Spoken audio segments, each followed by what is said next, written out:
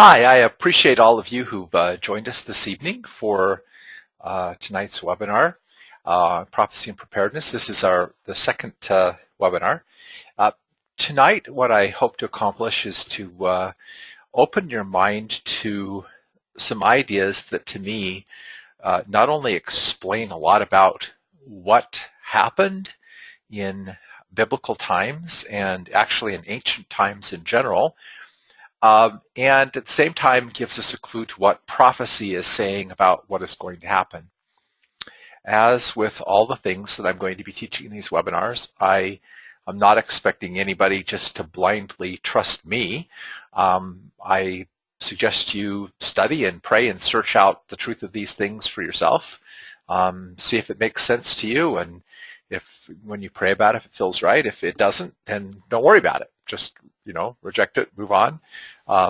There's no reason to be offended if some of this challenges some of your beliefs. I'm not going to be upset if you disagree with me. I personally don't expect everybody to agree with me on some of this stuff.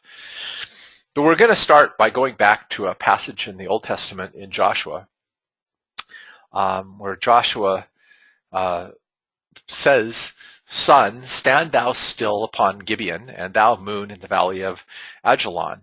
And the sun stood still, and the moon stayed, until the people had avenged themselves of their enemies. Is not this written in the book of Jasher? So the sun stood still in the midst of heaven, and hastened not to go down about a whole day.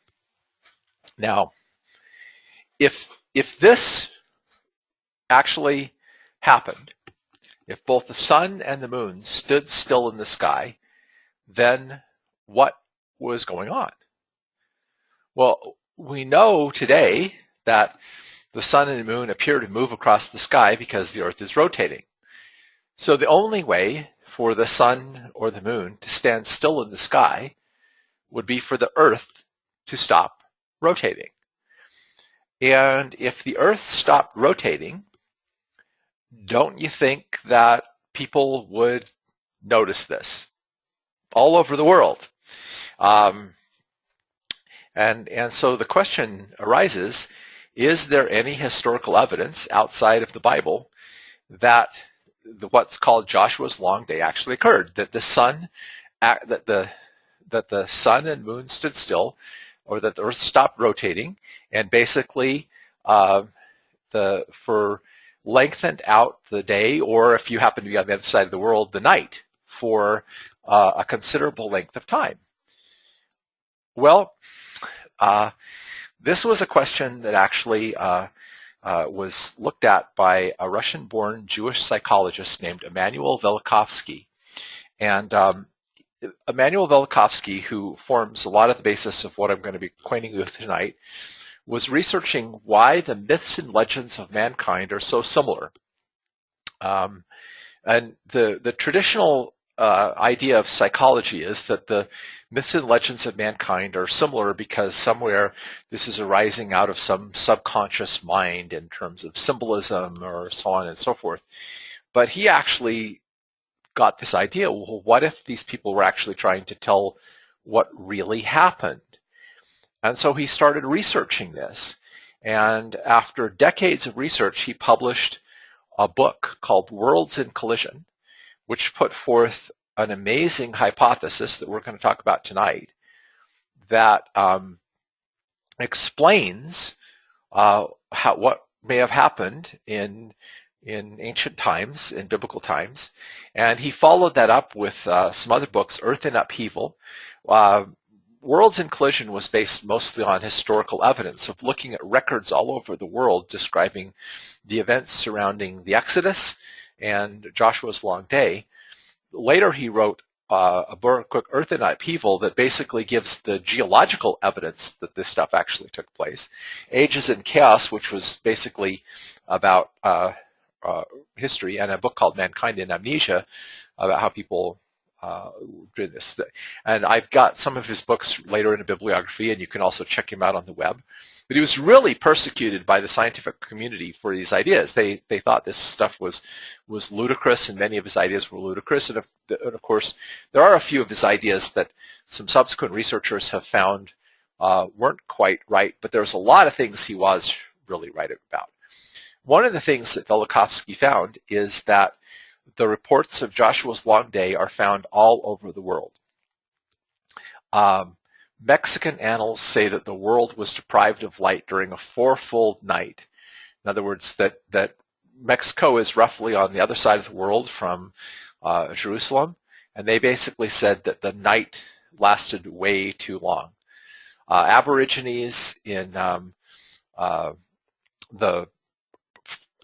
eastern part of the United States told a Spanish explorer that one time there was a day many years ago when the sun rose partway and then stood still without continuing to rise for a long, long period of time, and that the moon also stood still in the sky. And there are stories of this event happening in every culture around the world. Now that tells us that this thing actually happened. At least that's what Velikovsky concluded, is that if all of these legends agree that at one time the Earth, the sun and the moon stood still, or the day or the night was too long, the records indicate that it was about 18 hours, which is nearly a whole day, not quite a whole day, that the Earth stopped rotating. Now, what Velikovsky looked at is a very interesting hypothesis. I was, when I was doing a little research to put this together, I looked on the internet, and you read that ancient people named the planets after their gods. In other words, if you actually look at all of the ancient cultures of the Earth, their gods have the names of the planets. Whatever names they give the planets, those are the names of their gods. And the belief is that they had these gods, and then they named their planets after them. But the planets are just little teeny stars in the sky. I mean, would you pay particular attention to the planets? I mean, do you go out and look? And I mean, I happen to know a little bit of astronomy, so I sometimes recognize when I see Jupiter but most people wouldn't even recognize most of the planets. So, and furthermore, why is it that the most preeminent gods in ancient times are not the sun and the moon, but Saturn and Jupiter, followed by Venus, Mars, and Mercury, but mostly Saturn, Jupiter, Venus, and Mars? And why do all of the cultures of the world, when they talk about what these gods did that are named after the planets, why do they all say these gods did similar things? In other words, there's this commonality in the myths and legends of mankind. Could it be that these people were actually describing what they saw in the sky taking place with these different planets? For example, one of the interesting things is that all of the gods that are associated in different mythologies with the planet Jupiter, which is, let's see, Zeus in Greek and Odin in the Norse mythology, all indicate that this planet god throws lightning bolts or thunderbolts. And why is it that all of the ancients described the planetary god Saturn as having rings, since those rings are not visible to the naked eye and have only been seen in modern times by the aid of a telescope? What this suggests is that these planets at one time were closer to the Earth or in a different configuration, or that in some ways our solar system has not been stable. So this is what Velikovsky said. He said, the process of identification of major gods with the planets can be found in the religions of the peoples in all parts of the world. The planets were not affiliated to the gods or symbols of the gods. The planets were the gods. Now that's the basic thesis. So here are the 5 ancient gods and their names in various cultures and traditions around the world.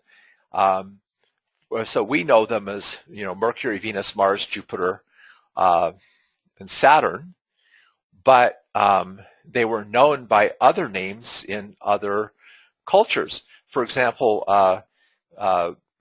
the Hindu gods are associated with these planets. The Venus had many names. Aphrodite is one of the names for Venus. Ishtar is another name for Venus. Baal, also Baal, and Lucifer was one of the names for Venus. And Venus was also called the Queen of Heaven. And this becomes really significant when we look at ancient scripture and start to try to understand it. 52 years prior to or maybe it was a little, I might have put that wrong. I think it might have been 48 or 50 years. It was roughly 50 years earlier, before Joshua's long day. The Bible records an interesting series of events that are associated with something we call the Exodus, which, in Cecil B. DeMille's movie, The Ten Commandments, you have all of this, stuff happening. Waters basically turn to blood. So basically all the waters turn red. Plagues of vermin arose, locusts and frogs and all kinds of things. Fire and hail fell out of the sky. And what's interesting is the word hail that was rendered by the King James translators as hail, actually in Hebrew is a burning rock. And the King James translators did not believe that rocks could fall from the sky. Therefore, they assumed it was hail, like a hailstorm, burning hail. But today we know that rocks do fall from the sky, and they fall from the sky and burn, and they're called meteors, right? So then darkness covered the earth that hid the sun, the moon, and the stars. There were great earthquakes and fierce winds. Waters rose to the height of mountains, and a pillar of fire and clouds appeared in the sky. Now, what Velikovsky found is that this sequence of events, these same things, were not just recorded in the biblical tradition. That these are found described in the mythologies of every culture on the earth. In other words, there are stories in China of the waters turning to blood, of fire and hail falling out of the sky, of waters coming in these huge waves onto the land, and all of these events. There are Native American stories about these things. So what Velikovsky concluded is the Exodus wasn't this Cecil B. DeMille production that we think of as being some kind of little isolated miracle that just occurred right around Moses and whatever. This was a worldwide cataclysm. This is something that everybody in the entire world experienced. And what Velikovsky found is that these events were all linked with the goddess Venus. And according to what he put together, now a guy named David Talbot basically came up with a little different understanding of this with a little more study and research. But basically, in all of the traditions, the god Jupiter, the god associated with the planet Jupiter, gives birth to Venus amid a shower of electromagnetic activity. And again, this god of Jupiter throws these thunderbolts, which we'll talk about a little bit more. But what happened is Venus, as a planet-sized comet, basically had an erratic orbit going around the sun, and at the time of the Exodus, it passed perilously close to the Earth. This is what Velikovsky came up with as a hypothesis.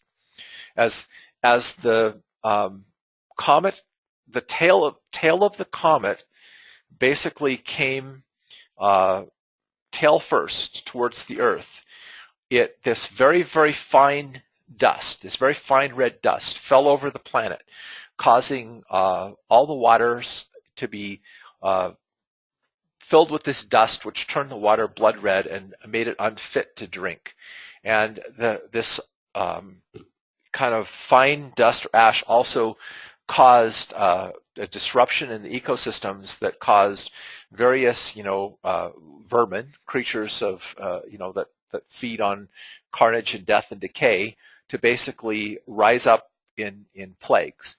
Now, Velikovsky hypothesized that the atmosphere of Venus contained hydrocarbons that could actually burn on contact with the Earth's atmosphere, and that they would, when they fell to the Earth, they would ignite, and leaving pools of oil that burned for years afterwards, fire coming down from the heavens. Now, this also may have been plasma discharges, which we'll talk about a little bit later. But basically, when Voyager went to Venus, it was discovered that Velikovsky was right, that Venus's atmosphere is filled with hydrocarbons, with basically substances that could burn. Meteorites, the burning hail, also fell from the sky with the fire, and fierce winds were also experienced as this happened. As Venus came close to the Earth, Venus raised a tide that went over a mile high. Now, when we read about tsunamis of, and being like 1,000 feet high or more, and then coming crashing into the land and wrecking all this destruction and havoc, can you imagine a tide, a basically like a tsunami that rose up over 5,000 or 6,000 feet or more into the air because of the gravitational pull of a nearby planet? In other words, the Cecil B. DeMille idea of the waters just parting into two sides is actually not what happened. What happened is the entire Red Sea went dry. The tide went out, and the tide was so big, and the waters heaped up like mountains in the Indian Ocean and the Mediterranean Ocean, literally sucked the entire Red Sea dry. With that coupled with the winds, the whole ocean bed moved, and then came crashing back. At the very same time, China, the records in China, that this huge, that the ocean moved and came and covered the land. And it took several years for all the ocean water that had been moved into the inland in China to be drained back out to the sea. So there was this huge cataclysmic activity. And then, of course, as the comet passed, or as the Earth in its turning or whatever, the mountains of water collapsed and, of course, drowned the pursuing Egyptians.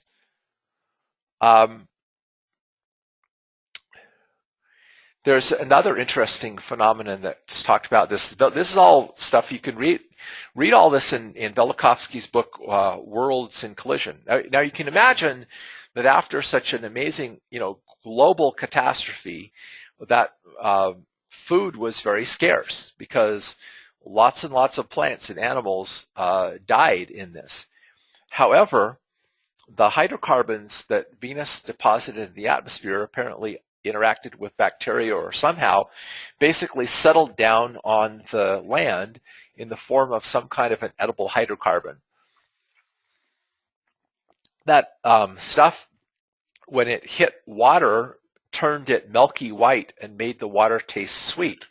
That's why you read this phrase in the scriptures of a land flowing with milk and honey, because this substance, this manna from heaven, was sweet and had probably a honey-like taste, and it made waters milky, and so the land flowed with milk and honey. But again, this is really interesting. Other cultures in the world describe the same thing. In fact, the Greeks described manna, and they called it something called ambrosia. And I know I missed a page. I don't know what happened. The the page didn't show when I tried to, whoops. Oh, there it is. For some reason, when I tried to show it, it like was dark. Let me see if I can get this to come again. Come on, come on, come on. Ah, here. This didn't show up right. Okay. So this is sort of a depiction of what I kind of gathered from reading this stuff of what Venus appeared like to the people of the Earth, because the tail of the comet basically stood vertical to the horizon, and there may have been these plasma discharges, which is partly what tails of comets might be anyway, that came down between the two planets, that basically the planet looked like this head with this body, so that this being, this planetary god, was standing on the circumference of the Earth, a cloudy pillar by day and a fiery pillar by night, and it appeared to have horns on its head. Apparently there was some little kind of way that the cometary forces attributed that it made it appear that this god had horns. And what Velikovsky found is that people all over the world began at this time in history, right after this catastrophe, worshiping horned animals, making statues of horned animals, and honoring them as the god that had appeared in the sky that had wreaked havoc over the Earth. So anyway, then we have the thing of the ambrosia. Well, Venus continued with its erratic cometary orbit to approximately every 50 years come close to the Earth, causing widespread terror. So all these people basically started making statues of horned animals and worshiping them as symbols of Venus, and a lot of them practiced human sacrifice. This was very common in a lot of cultures in the world, offering human sacrifices to the goddess Venus to try to appease the god so that the god wouldn't wreak destruction on them. It's interesting that in contrast, the Hebrews were told every 50 years to celebrate a year of Jubilee and release all debts and basically store up food to last for 2 years and set everybody free. And also it's very interesting that while everybody else was looking at this event that had happened as this horrible catastrophe on the Earth, the Hebrews were the only nation that celebrated this as God's deliverance of them, which was kind of a very interesting thing. In another book that Velikovsky wrote, he basically presented geological evidence that these things happened. Besides the fact that these events are recorded in writings of every culture in the world, they're also found in geologic records. So in one of his books, he writes about how there are places where there are bones of many different kinds of animals from different ecosystems, animals that could not live together, and they're all jumbled together. They're with their bones broken, like they basically were all swept, by some huge tidal wave inland till they hit some mountain peak or whatever, and all the bodies were crushed and then buried in mud and basically attributed to these violent forces. He wrote a whole book on the geological evidence that basically these cataclysmic activities had happened in the past. Now, in light of this, okay, the Old Testament and the New Testament prophets, as well, utilize the symbolism of these events in their writings. These symbols, the symbols associated with this are pretty worldwide, okay? Because obviously, people had this common experience of this great catastrophe. The Hebrew prophets basically took a little different take on it, which is what I'm going to take. But they still used these events as metaphors or as likenesses of things spiritual.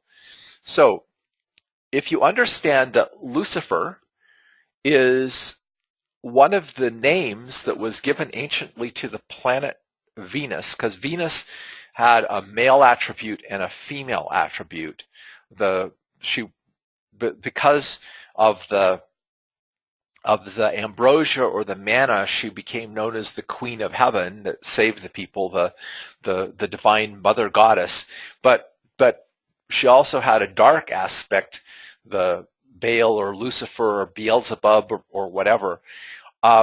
So look at this scripture from Isaiah in light of what we just talked about. How art thou fallen from heaven, O Lucifer, son of the morning. So the Venus is also called the evening and morning star.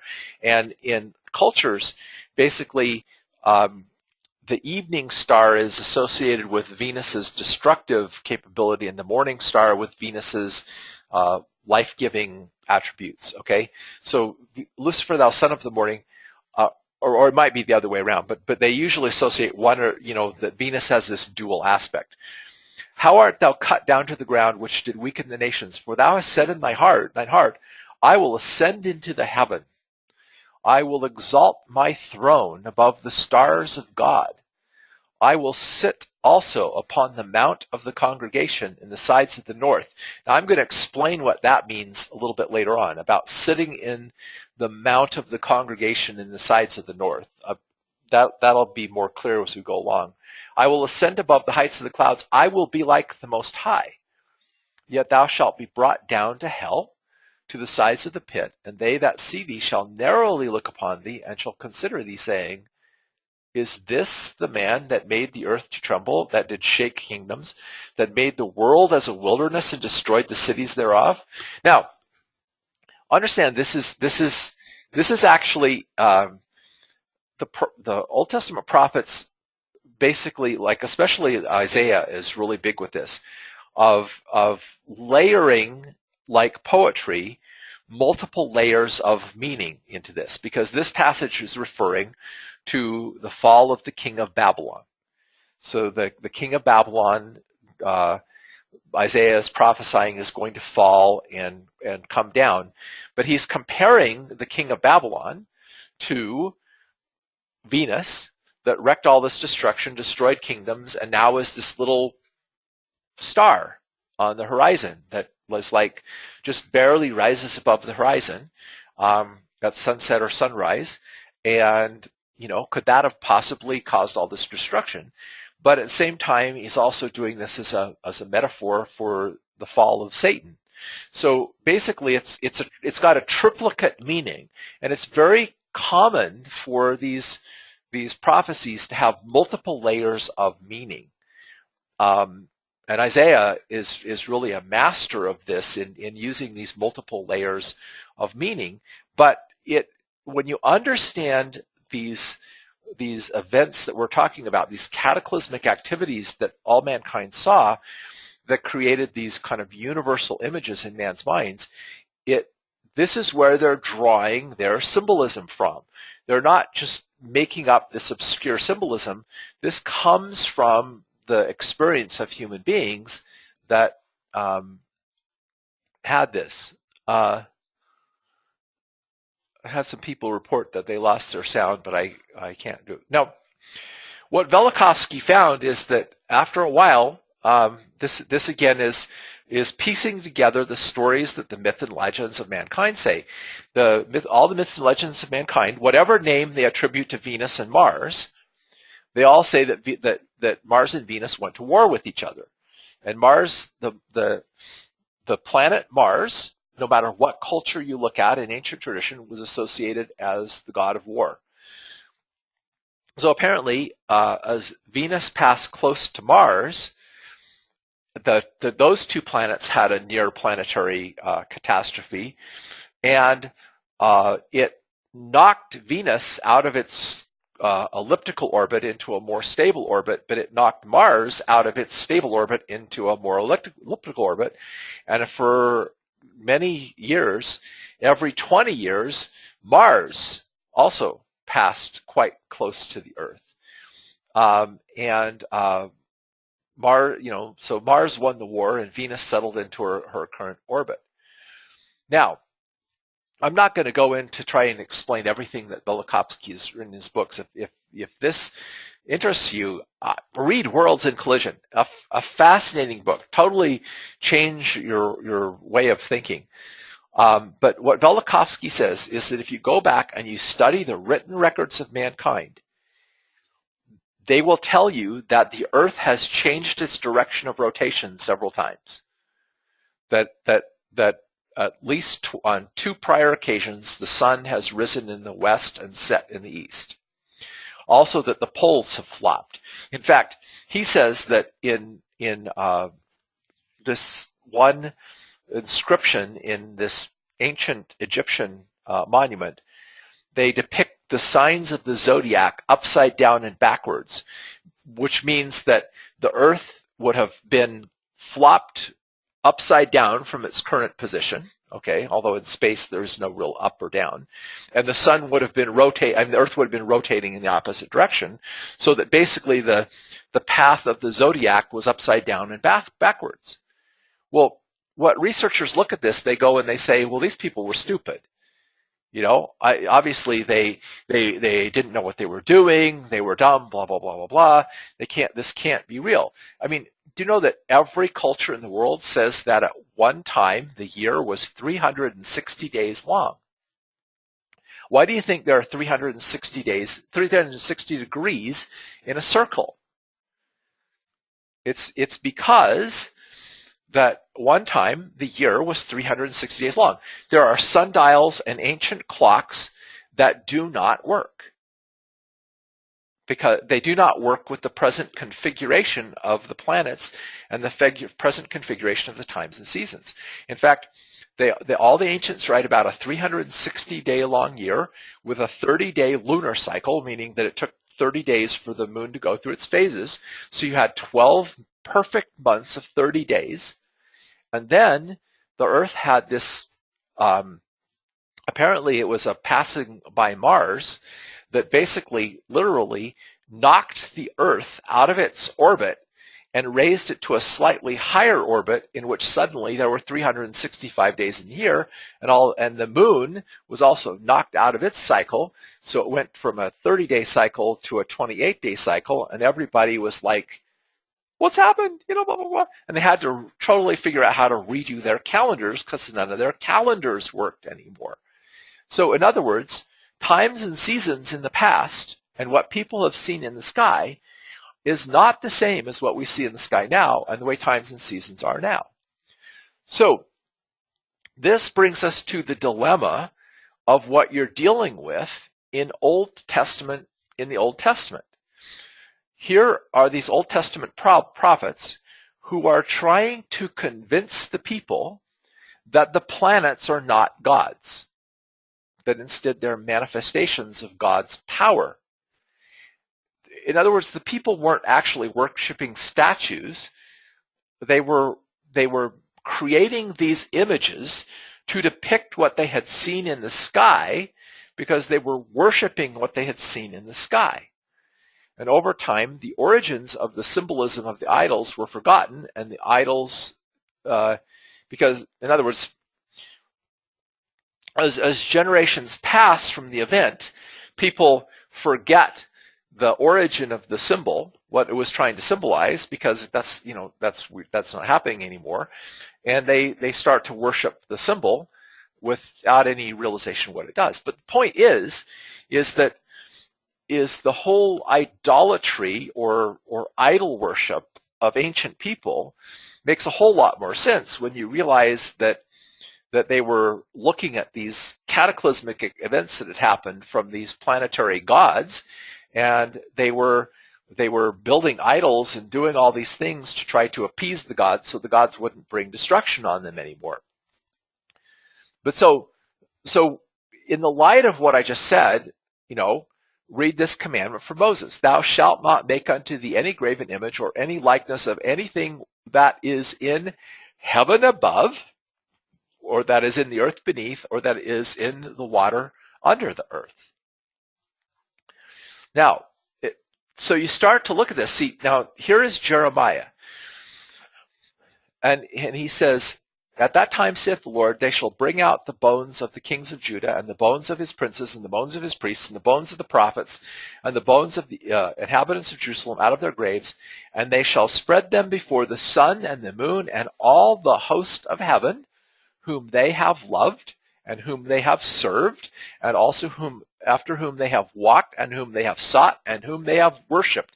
He is saying that this is Jeremiah as the prophet is saying that God would cause the bones of the kings and whatever to be laid out under the sun, under the planets and the stars that they had served and worshipped and walked at. This is clearly saying that these people, even the ancient Israelites, had a problem with worshiping the planets, just like other people. And it goes down and says, they have burned incense unto all the host of heaven. Well, who are the host of heaven? The host of heaven are the planetary gods that appeared in the sky. Here in 2 Kings, okay? And the priests commanded Hilkiah the priest and the priests of the second order and the keepers of the door to bring forth out of the temple of the Lord all the vessels which were made for Baal. Baal was actually one of the male aspects of Venus, and the worship of Baal was you killed your children to appease Baal so that Baal wouldn't bring destruction on you. So this was a very evil practice, okay?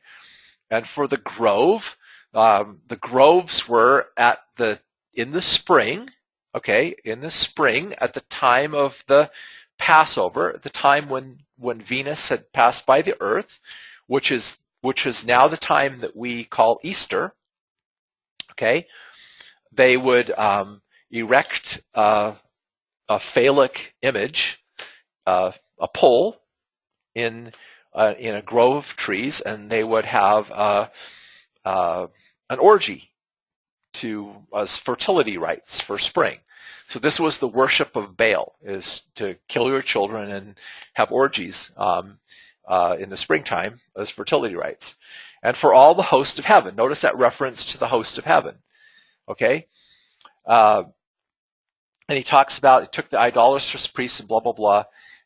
They that had burned incense unto Baal, and to the sun, and to the moon, and to the planets, and all the host of heaven. There's a reference again to them worshiping the planets. And here is Moses again talking to the people.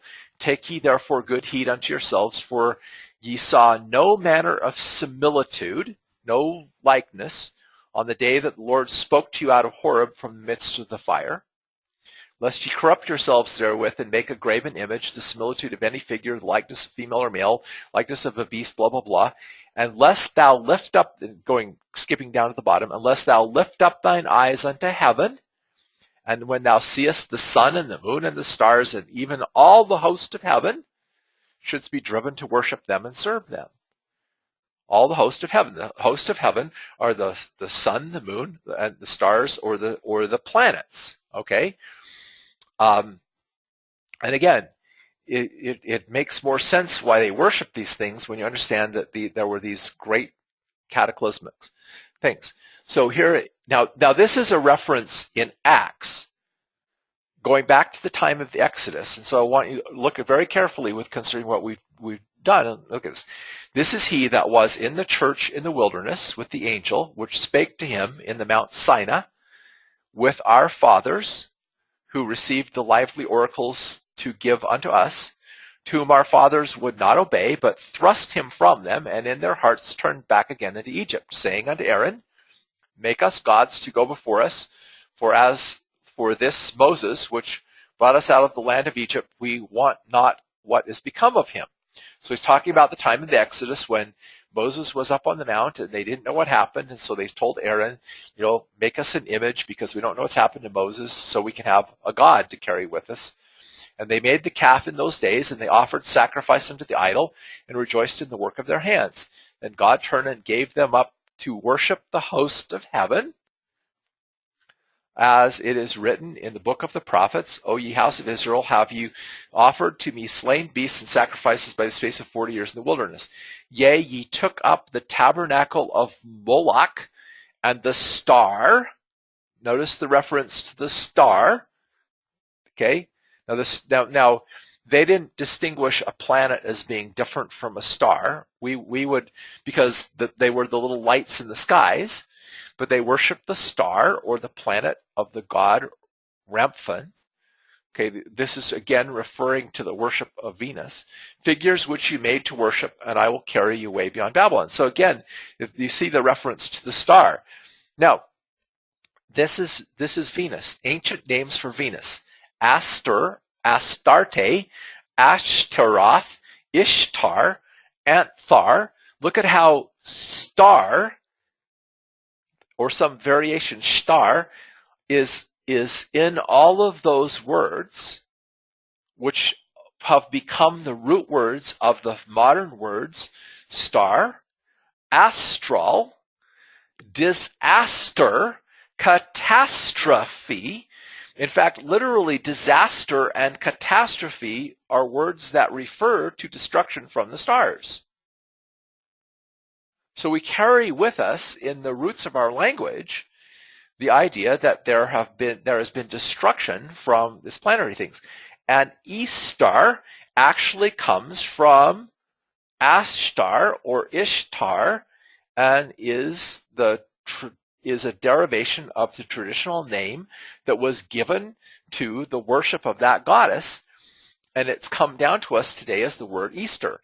That's because the Roman Catholic Church, when they were trying to make Christianity the religion of the masses, they took all of the pagan planetary worship and they mixed it up with Christianity, and they combined the pagan fertility stuff, some of it watered down with eggs and rabbits and stuff like that, to create Easter. Now, Easter is the celebration of, in Christianity, of the crucifixion of Christ, which took place right after Christ had celebrated the Passover, which the Passover was the celebration of the Exodus, which in pagan cultures was the celebration of the goddess Astor or Astaroth or Ishtar.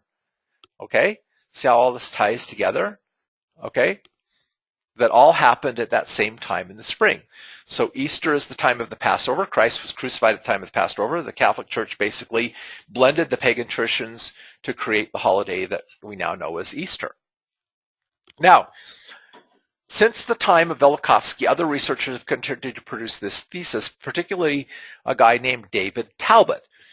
And Velikovsky didn't get into, apparently he was aware of, but he was so persecuted and hounded over and so trying desperately to basically to put forth this hypothesis that this had really happened, and all the scientists of the day were saying, you're stupid and this is idiotic and this couldn't have happened and blah, blah, blah, blah, blah.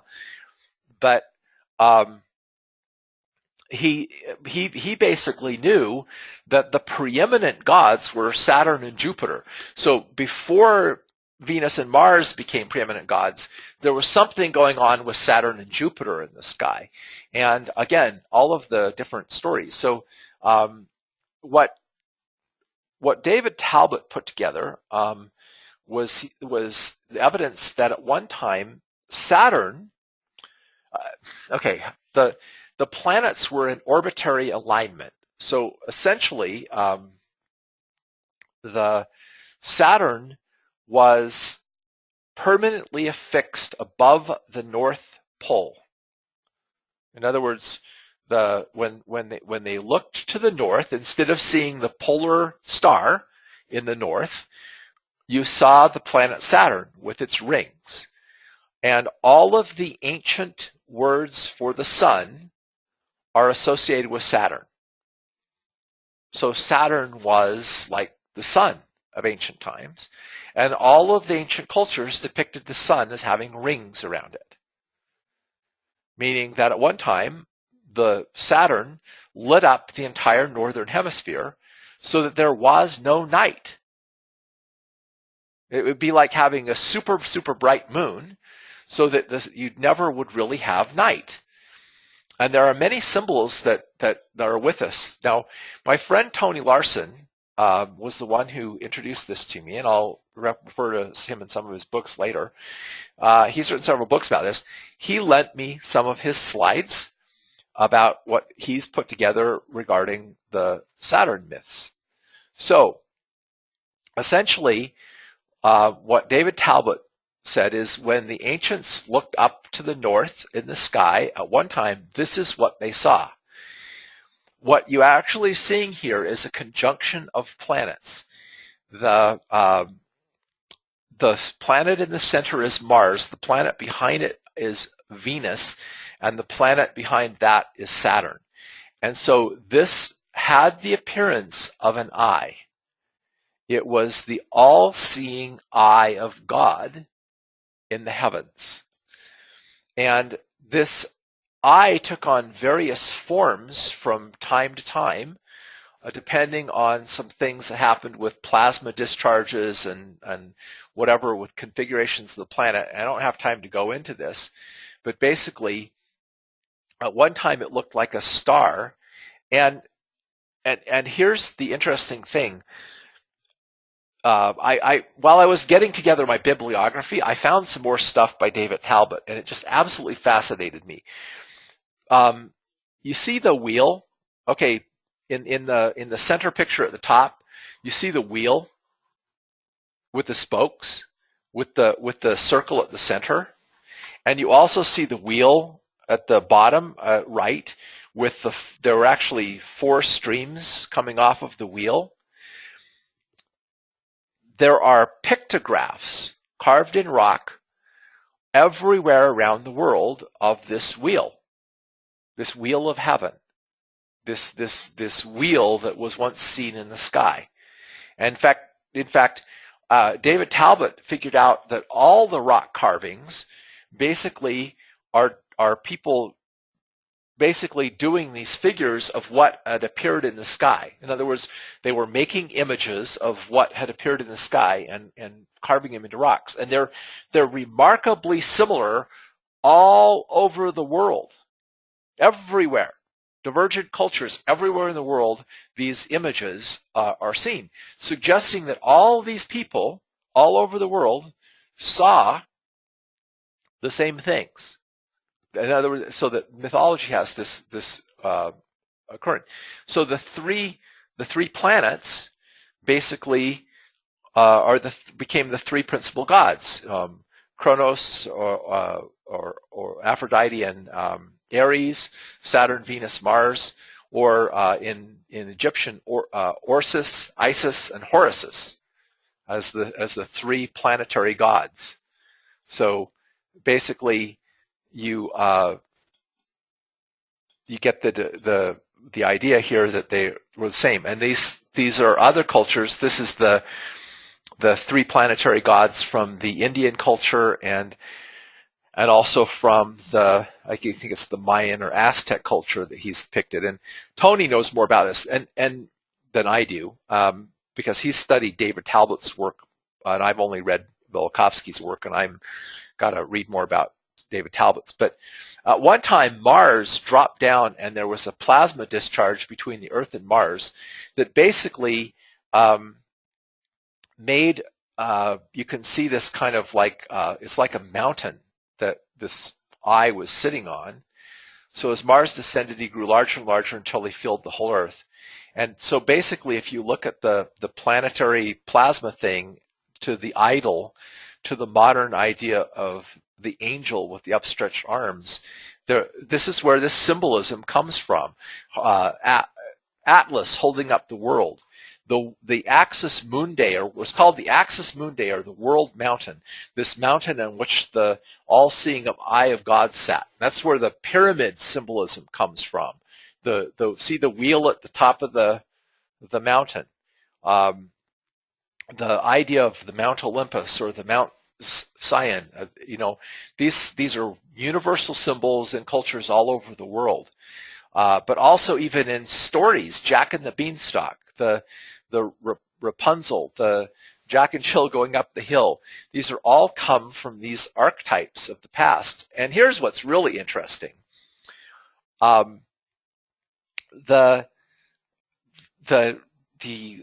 jolly old person living at the North Pole, okay, and the star on top of the Christmas tree, which is another pagan thing that Catholicism, the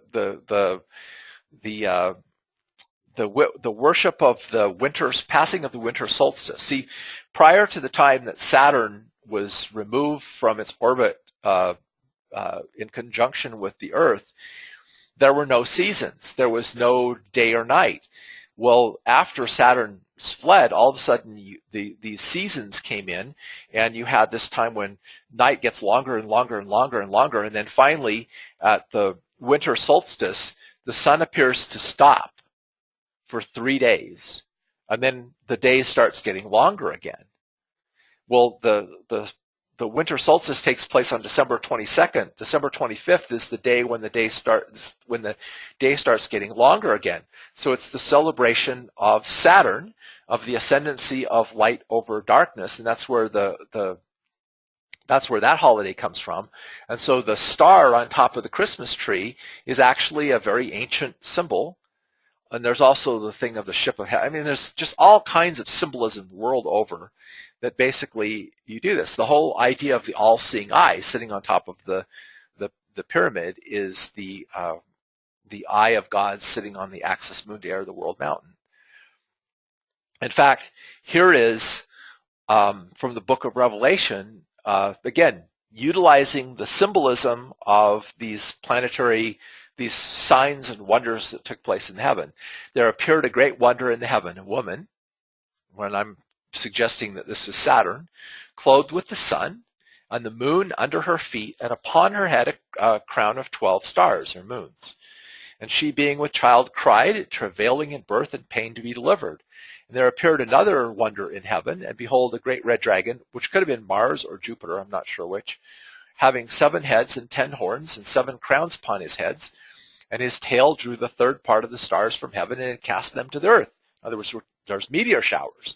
Now, Talbot, I'll explain a little bit about what I learned at Talbot that I didn't have a time to put into this thing, but these plasma discharges have played a huge role in what people saw in the skies, including the image. There's a worldwide image of a dragon, and the dragon always has this appearance, and the dragon appears in the sky, which stood before the woman, was ready to be delivered for to devour her child before it was born. And she brought forth a man-child who was to rule all nations with a rod of iron, and her child was caught up unto God and to his throne. And the woman fled into the wilderness, where she had a place prepared of God, that she should feed her there for 2,260 days. And there was war in heaven. Michael and his angels fought against the dragon, and the dragon fought in his angels and prevailed not. Neither was there any place found more in heaven. And when the dragon saw that he was cast to the earth, he persecuted the woman that brought forth the man-child. And to the woman was given 2 wings of great evil. She flew into the wilderness, and a flood came out of the serpent's mouth. Well, when Saturn was pulled out of its configuration, when the planets were pulled out of their configuration, the axis mundi, the world mountain, the heap of waters that was sitting at the North Pole by the gravitational action of Saturn, basically collapsed and flooded the entire world. And this, again, is also recorded in all of the myths and legends of mankind.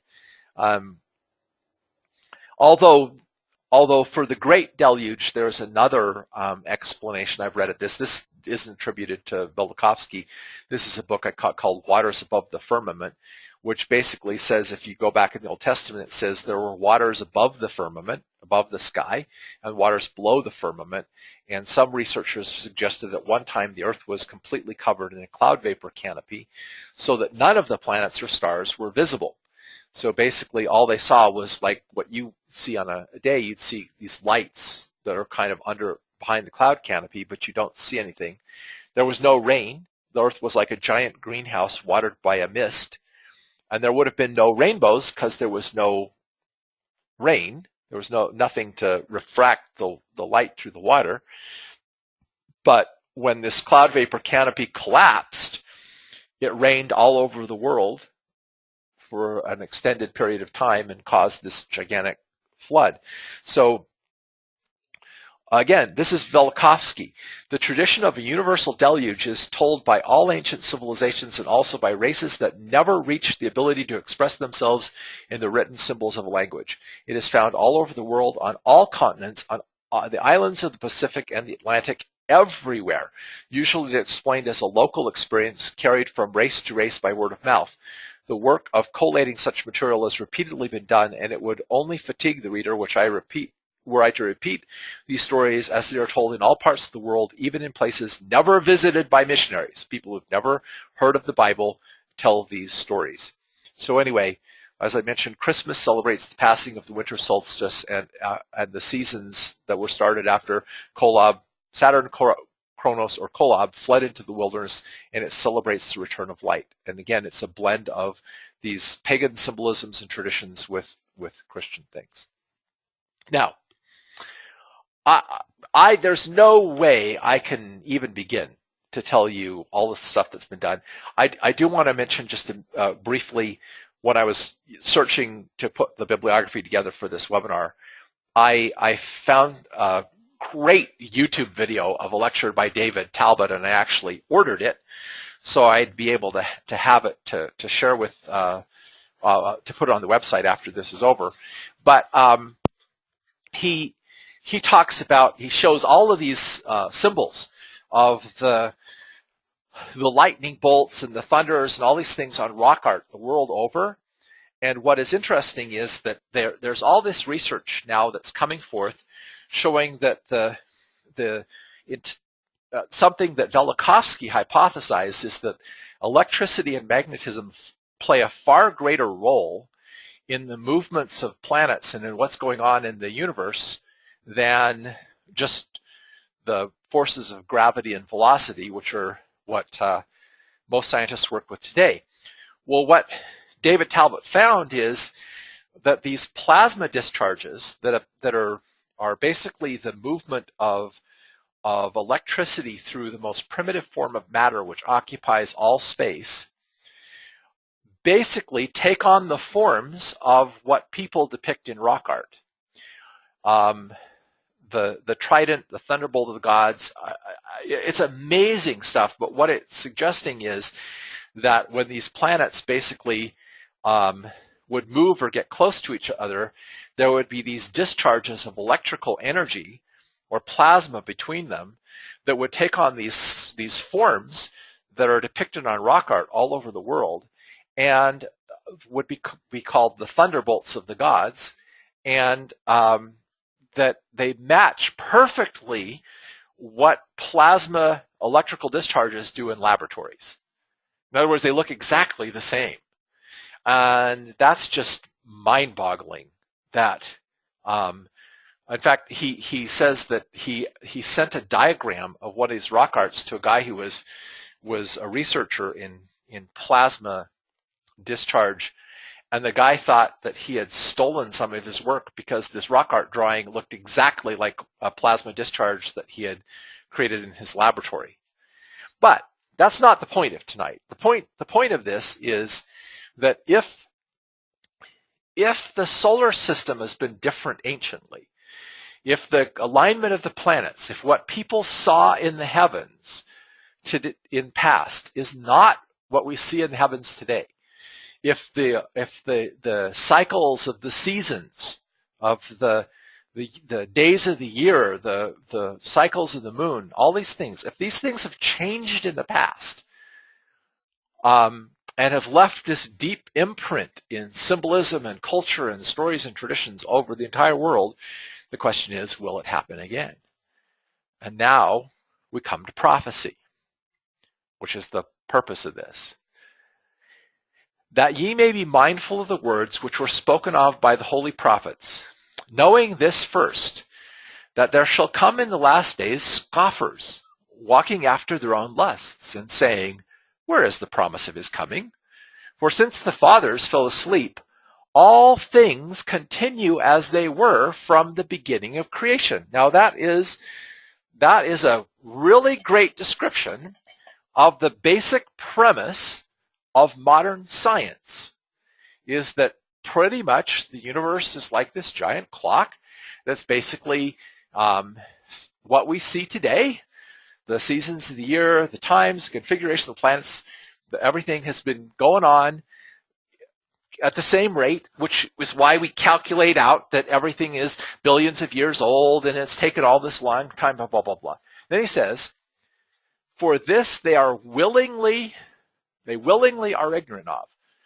Now, that really is intriguing to me, that they're willingly ignorant. Velikovsky put forth incredible multidisciplinary science, that there have been these cataclysmic changes in the recorded history of mankind just a little over a couple of thousand years ago. The solar system didn't stabilize until about 2,500 years ago. Okay? But nobody would look at the evidence. Most people wouldn't believe it. They're willingly ignorant. They're blind their eyes to the evidence that's there, geologic, historical, etc. That by the word of God, the heavens were of old, and the earth standing out of water and in the water, whereby the world that then was, being overflowed with water, perished. But the heavens and the earth, which are now, by the same word are kept in store, reserved unto fire against the day of judgment and perdition of ungodly men. But, beloved, be not ignorant of this one thing, that one day is with the Lord as 1,000 years, and 1,000 years is one day. The Lord is not slack concerning his promise, as some men count slackness, but is longsuffering to usward, not willing that any should perish, but that all would come to repentance. But the day of the Lord will come as a thief in the night, in which the heavens shall pass away with a great noise, and the elements also shall melt with fervent heat, and the earth also and the works that are thereon shall be burned up. If the heavens are passing away, that means that the configuration of the solar system, or what is seen in the sky, is going to change again. Seeing that then that all these things shall be dissolved, what manner of persons ought ye to be in all holy conversation and godliness, looking for and hastening unto the coming of the day of God, wherein the heavens being on fire shall be dissolved, and all the elements melt with fervent heat. Nevertheless, we, according to his promise, look for new heavens and a new earth, wherein dwelleth righteousness. Peter is saying that these cataclysmic events that happened in the past will happen again to create a new heaven, meaning a new configuration of what is seen in the sky, a new configuration of the way our planet exists in the solar system, as well as a change of a new earth. And therefore, we ought to be prepared. And this is the part of prophecy that I wanted to make you aware of, because it is why I say that you cannot be prepared for what is coming just with temporal preparation. It will not be enough. What is coming is going to be mind-bogglingly incredible. Now, this is just, now, with what we just talked about, listen, this is what Jesus said about the last days. And there shall be signs in the sun, and in the moon, and in the stars, and upon the earth distress of nations with perplexity, the seas and the waves roaring, and men's hearts failing them for fear. For looking after these things which are coming on the earth, the powers of heaven shall be shaken. Now, because we've sort of gotten this idea from the way we teach of heaven being this place in the hereafter and blah, blah, blah, blah, blah, I'm suggesting to you that when the ancients talk about the heavens, they're talking about what is seen in the sky. And then shall they see the Son of Man coming in a cloud with power and great glory, and when these things begin to come to pass, then look up and lift up your heads, for your redemption is nigh. Look at these things in Isaiah. For behold, I create new heavens and a new earth, and the former shall not be remembered nor come to mind. For as the new heavens and the new earth will I make shall remain before me, saith the Lord, so shall your seed and your name remain. And then in Revelation, and I saw a new heaven and a new earth, and the first heaven and the first earth were passed away. And then Isaiah says about the last days, in that day a man shall cast his idols of silver and his idols of gold, which they made each one for them to worship, to the moles and the bats, to go up to the clefts of the rocks, and into the tops of the ragged rocks, for the fear of the Lord and for the glory of his majesty, when he ariseth to shake terribly the earth. Well, believe me, if we have another near planetary encounter with some other object in the sky, the entire earth is going to literally shake. It could be literally moved from its present orbit. Everything that we know could change. Howl ye, for the day of the Lord is at hand. It shall come as a destruction from the Almighty. Therefore shall all hands be faint and every man's heart melt. So on. He talks about how scared people will be. You can imagine how scared people will be. Imagine if we don't understand what's happening and we don't have the faith and we don't have the understanding. We would be just like the children of Israel, wanting to instead of moving ahead and believing in God and believing that God can deliver us through the midst of this, we will be looking to whatever we think of worldly that can deliver us. But notice he says, for the stars in the heaven and the constellations thereof shall not give their light. The sun shall be darkened in his going forth, and the moon shall not give her light to shine. And I will punish the world for evil and the wicked for their iniquity, and I will lay the arrogancy of the proud to cease, and I will lay low the haughtiness of the terrible, and I will make a man more precious than fine gold, even a man than the golden wedge of Ophir. Now look here, read this. Therefore I will shake the heavens, and the earth shall remove out of her place. This is prophesying that the earth is going to change its position in the solar system. It's going to move from its current position. And the earth shall be as a chaste roe and a sheep that no man taketh up, and they shall every man turn to his people and flee into his own land. From other Old Testaments, the sun and the moon shall be darkened, and the stars withdraw their shining. Okay, and then here Isaiah, okay.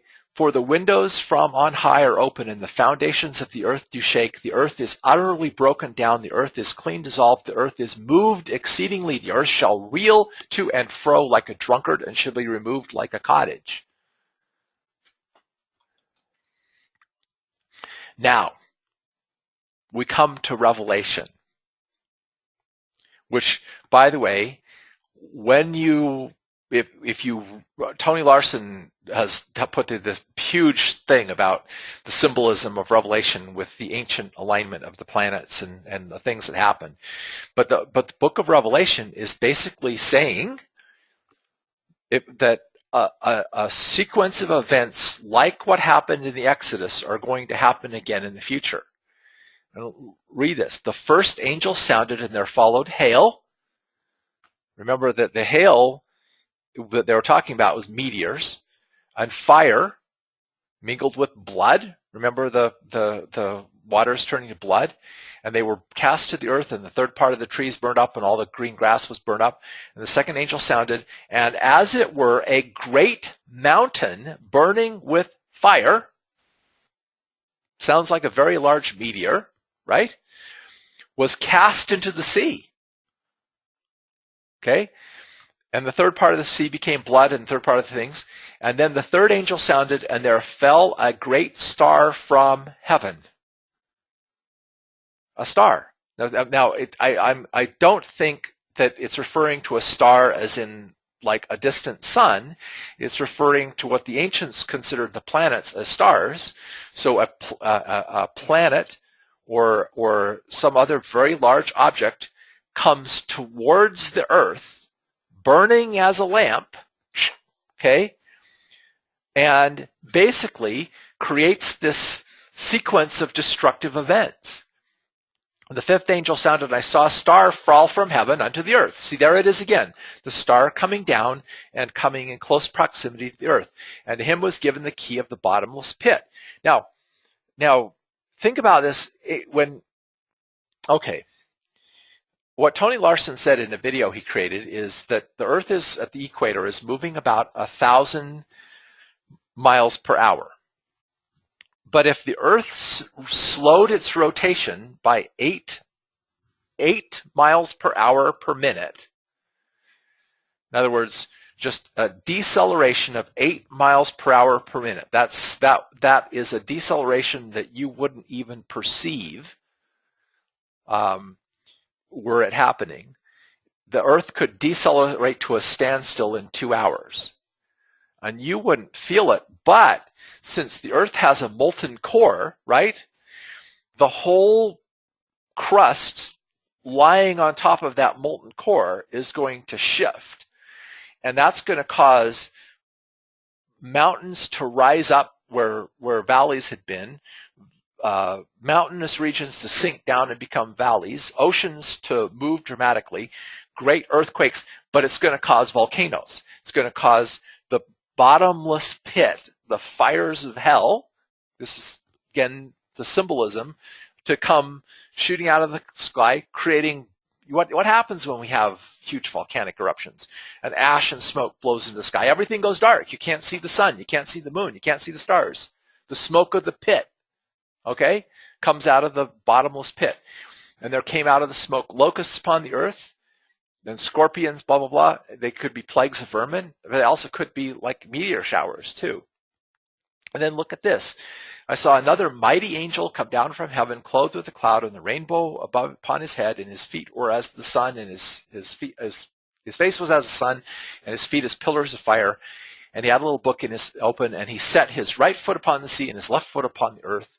This is again describing one of these images in the sky. And he cried with a loud voice. In other words, can you imagine the sound of these things taking place? Now, one of the reasons why I wanted to explain this is because before, remember, I said I was explaining the Ezekiel 38, where I believe that Ezekiel 38 is prophesying that China and her allies are going to invade the United States of America. But it says that God is going to defeat them. And here's how it says he defeats them. And it shall come to pass at the same time, when Gog shall come up against the land of Israel, saith the Lord, that my fury shall come up in my face, for in my jealousy and in the fire of my wrath have I spoken. Surely in that day there shall be a great shaking in the land of Israel, so that the fishes of the sea and the fowls of heaven and the beasts of the earth and all the creeping things creeping upon the earth and all men that are upon the earth, face of the earth shall shake at my presence, and the mountains shall be thrown down, and the steep places shall fall, and every wall shall fall to the ground. This is one humongous earth-shaking earthquake. And I will call for a sword against him throughout my mountains, saith the Lord. Every man's sword shall be against his brother, and I will plead against him with pestilence and with blood, and I will rain upon him and upon his bands and upon the many people that are with him an overflowing rain and great hailstones, fire and brimstone. Those are meteors. At the time of Joshua's long day, it says that at that battle that God smote their enemies with hail about the size of a talent that came down. Those weren't hailstones. Those were meteors. Okay? The whole earth shook. The meteor showers, all the stuff that happened in the past. It says, thus will I magnify myself and sanctify myself, and I shall be known in the eyes of many nations, and they shall know that I am the Lord. Now, in kind of to wrap this up, because this is amazing stuff to contemplate, and I really seriously suggest that if you go back and really investigate this, it makes Scripture make a whole lot more sense. Because you start to understand these people were not describing just weird things. They were trying to describe what actually happened in the heavens, the signs and wonders that they saw in the heavens. Okay, but this is the point. This right here is the point that all of the Old Testament prophets were trying to teach the children of Israel, and they wouldn't hear and they wouldn't understand. And he said to Elijah, "Go forth and stand upon the mount before the Lord." And behold, the Lord passed by, and a great and strong wind rent the mountains, and break in pieces the rocks before the Lord.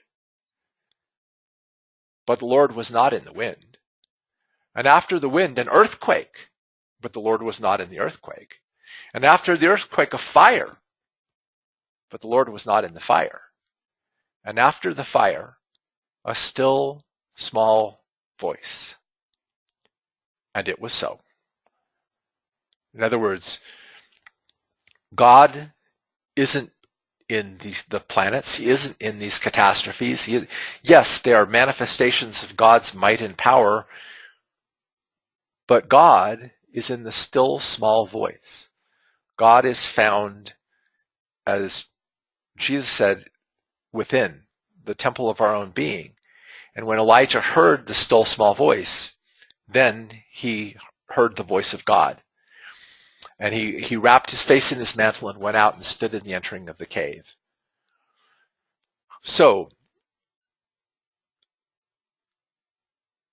and I saw a new heaven and a new earth, and the first heaven and the first earth were passed away. Heaven and earth shall pass away, says Jesus, but my words shall not pass away. Luke, heaven and earth shall pass away, but my words shall not pass away. Heaven and earth shall pass away, but my words shall not pass away. When we talk in not next session, but the session after, I'm going to talk about next session about Babylon, the fall of Babylon, and what Babylon is, and how we need to flee Babylon and get away from her, because Babylon is about to be destroyed, and these are the events that are going to destroy Babylon. But after that, I'm going to talk about listening to the still small voice, listening to the voice of Spirit, because though everything that we know, okay, what I have come to understand is that everything that we think we know about the universe, everything that our society believes, not only is the technological society that we live under and the economic system we live under, which is Babylon, going to collapse. I mean, literally collapse. And all the people who think they can depend on that system are going to be in trouble. Everything we think we know about science and the solar system and the way that it works, and the fact that the sun rises in the east and sets in the west, and the fact that there is day and night and that there's 4 seasons and everything else like that, is going to be turned on its head. Because the heavens that we now see are going to pass away, and the earth will change, but the still small voice of the Spirit will not change, and it will be the only power that we can depend on when everything else is in chaos. It will be the one thing that will be dependable. So we better start learning to depend on it now, so we know how to depend on it, we know how to trust it, we know how to hear it, we know how to hear that still small voice, so that when everything is shaking, when the stars are falling, when the heavens are shaking, when the earth is reeling to and fro like a drunkard man, which it talks about in the scriptures, when fire and hail are falling from the sky, that we have something sure to anchor on. Because everything that we think that is sure and anchors in the material world is not. And that's what God is saying. Though all of this dissolves away, my word will not dissolve away. You want to learn more about this? Here's 3 books by Immanuel Velikovsky that I recommend you can pick up. There's also, there's a website. You can listen to a couple of his talks and so forth. There's also some YouTube videos on Immanuel Velikovsky you could watch. Fascinating. My friend Anthony Larsen, who's written several books on this subject, they're written from a Mormon perspective, so I purposely left out any of the LDS or Mormon perspective on this, but he actually has some really interesting things to say. But he has a website. He has a YouTube video about Joshua's long day. It comes in 3 segments. You can look that up. And David Talbot, I don't have the Saturn Myth. I mean, basically it's not in print anymore, and on Amazon a copy of it is like a couple $100. But Tony Larsen, what I know about the Saturn Myths I learned from Tony Larsen. But I do have David Talbot's books, The Thunderbolts of the Gods, and I'm going to get his book, The Electric Universe. But these are all things that you can read. But this is why I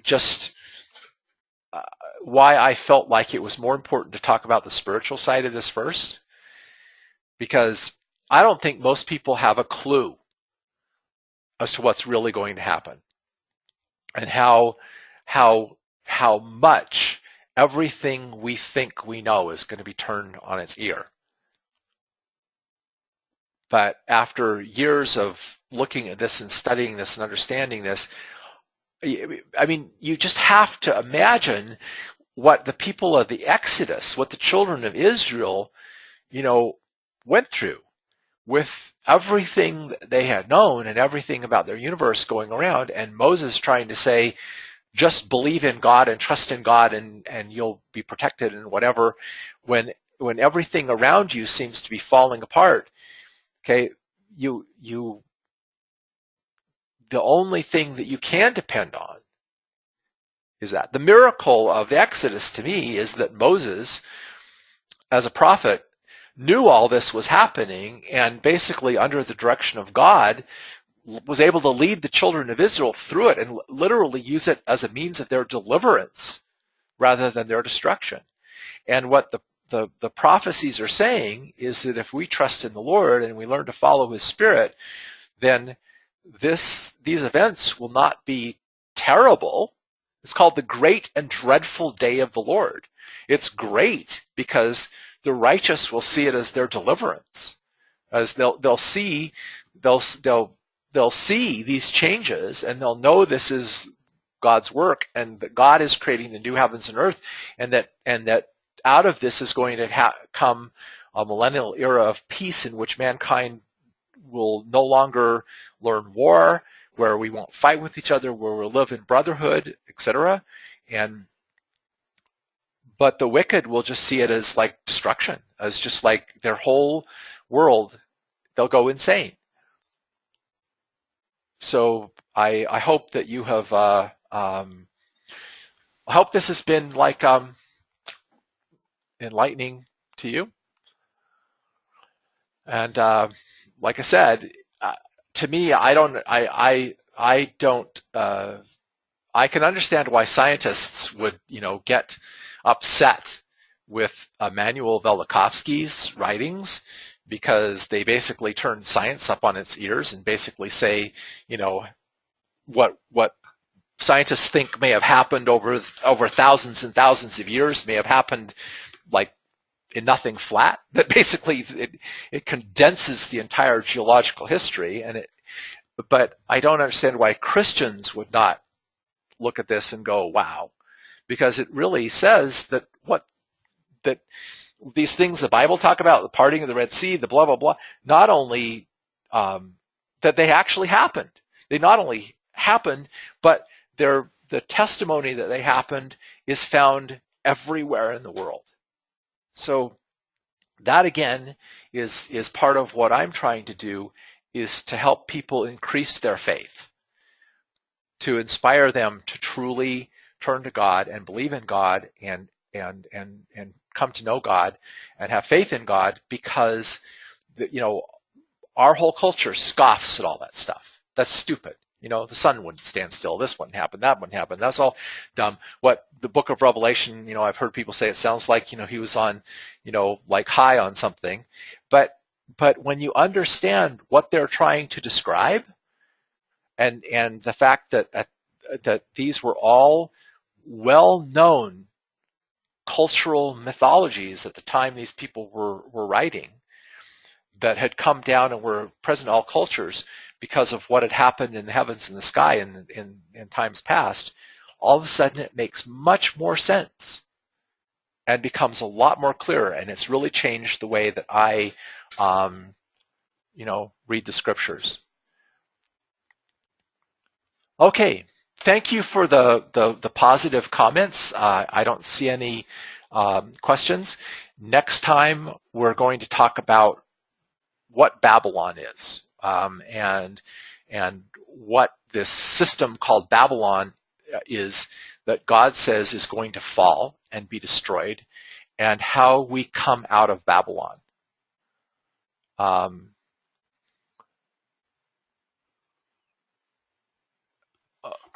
So